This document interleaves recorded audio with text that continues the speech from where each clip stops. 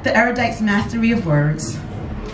I want to write a poem written with, dripping with 3-syllable words and such great imagery, just to prove that I can master both, that I am more verbose than my typical verse suggests.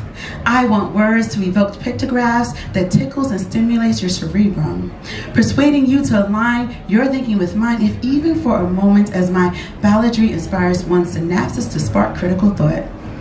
But I fear that the ramifications of descending too deeply into hyperbole will steer us both into analogy-filled dead ends, missing opportunities for proper understandings of my phraseology or parlance into my particular truths. I mean, after all, the 2 shortest sentences in the English language are often misinterpreted. The first is the shortest of them all.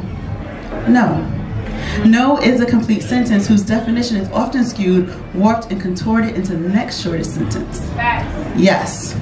Opposing definitions often mix to the benefit of the hopeful, or more so, determined beneficiary. Case in point. I said no. I said no. Using the word to be the negative answer to the requester, to simply state the requester was not to get their way.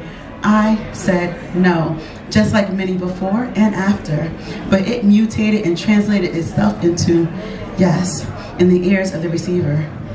I said no again and again and again. I even followed that with the action of using full force to try to make space between us two, but no somehow repeatedly morphed into yes as it entered into his ear canal. And since all he could hear was yes after a sequence of no's, after much duress, I finally said the same. So if the shortest sentence could be so misunderstood, why obfuscate my message with mixed metaphors, leaving things to recipients' interpretation, especially when the shortest sentence that should not be easy to blur still seems quite obscure?